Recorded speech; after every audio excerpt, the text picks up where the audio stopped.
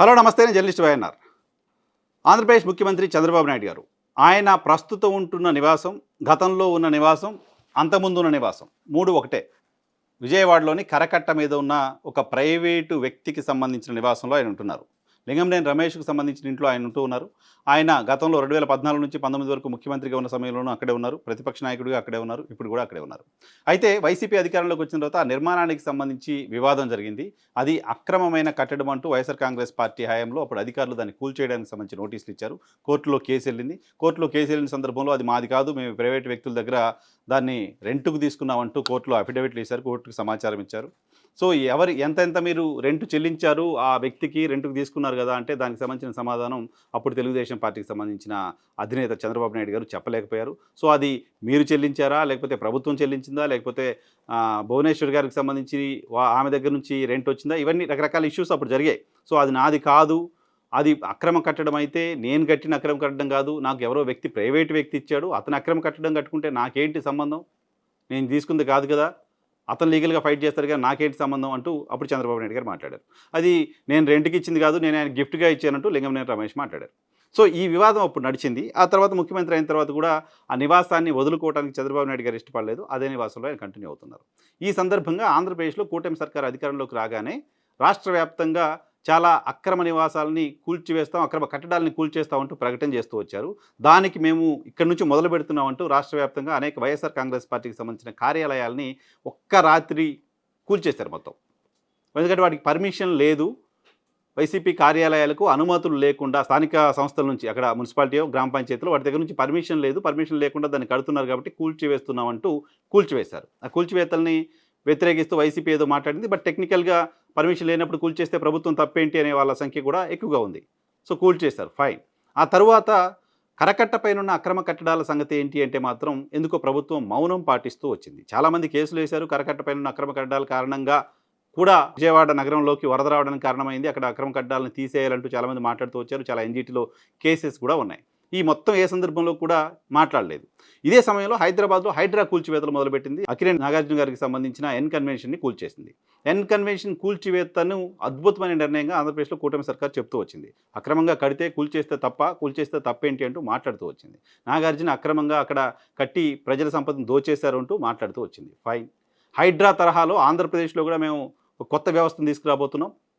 విజయవాడలో కూడా హైడ్రా తీసుకురాబోతున్నాం, ఆంధ్రప్రదేశ్లో కూడా హైడ్రా తీసుకురాబోతున్నాం అంటూ మంత్రులు మాట్లాడారు. అనేక 6 మంది మంత్రులు మాట్లాడారు. మేము కూడా తెలంగాణ తరహాలో హైడ్రాని ఇక్కడ తీసుకురాబోతున్నాం, ఆ తరహా వ్యవస్థను తీసుకురాబోతున్నాం అంటూ మాట్లాడారు. ఎందుకో ఆ తర్వాత మళ్ళీ సైలెంట్ అయిపోయారు. మున్సిపల్ శాఖ మంత్రి నారాయణ గారు కూడా అటువంటి స్టేట్మెంట్ ఇచ్చారు. ఆ తర్వాత ఎందుకో సైలెంట్ అయిపోయారు. తాజాగా ఇదంతా ఉపోద్ఘాతం ఎందుకు చెప్తున్నానంటే, తాజాగా చంద్రబాబు నాయుడు గారికి సంబంధించిన ప్రస్తుతం ఉన్న అక్రమ నివాసాన్ని అధికారిక నివాసంగా గుర్తిస్తూ ప్రభుత్వం ఉత్తర్వులు ఇచ్చింది.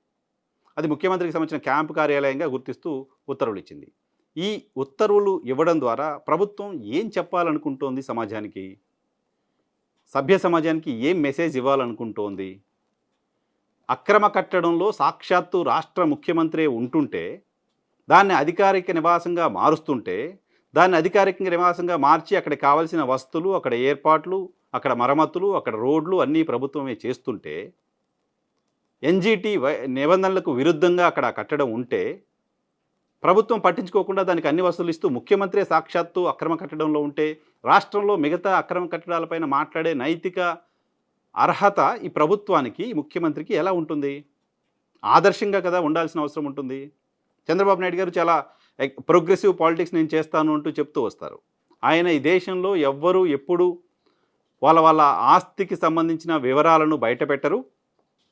ప్రతి సంవత్సరం మేము మా కుటుంబానికి సంబంధించిన ఆస్తులను బయటపెడుతున్నాం, మొత్తం రాజకీయ నాయకులంతా ఇలా చేయాలి అంటూ చెప్తూ వచ్చారు. కొంతకాలం పాటు అటువంటి ప్రయత్నం చేస్తూ ఎప్పటికప్పుడు ఆయనకు సంబంధించిన ఆస్తుల్ని ప్రకటిస్తూ వచ్చారు ప్రతి సంవత్సరం. ఫైన్, బాగుంది.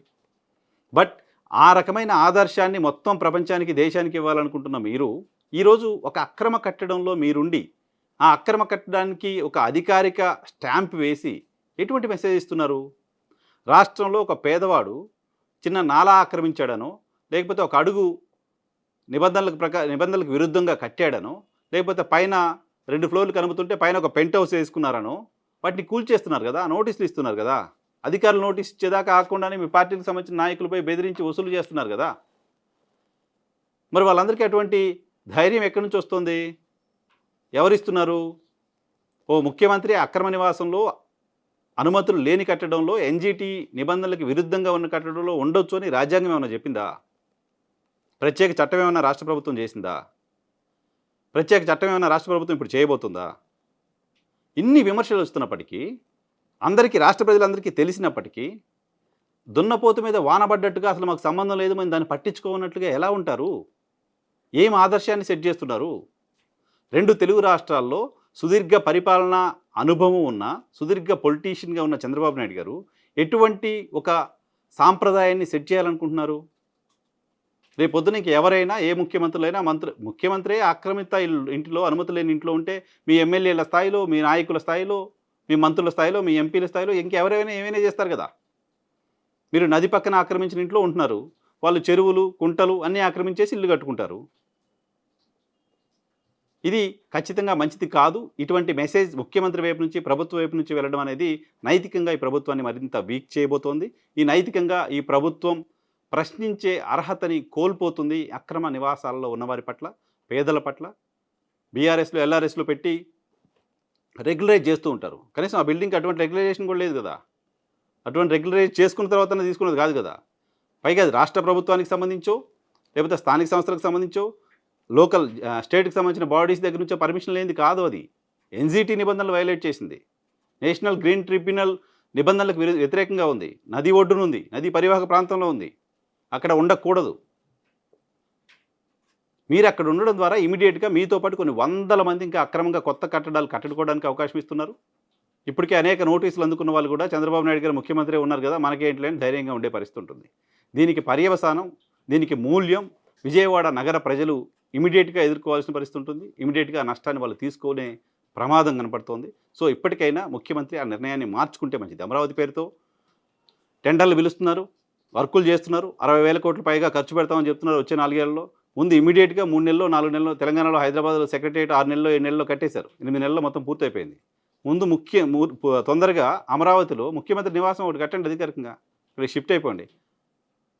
అంతేగాని అక్రమ నివాసంలో ఉండడం ద్వారా తప్పుడు మెసేజ్‌ని రాష్ట్ర ప్రజలకు ఇచ్చి ఒక చెడు సాంప్రదాయానికి చంద్రబాబు నాయుడు గారు శ్రీకారం చుట్టినట్టు అవుతుంది. బహుశా ప్రభుత్వం నిర్ణయాన్ని వెనక్కి తీసుకుంటుందని ఆశిద్దాం.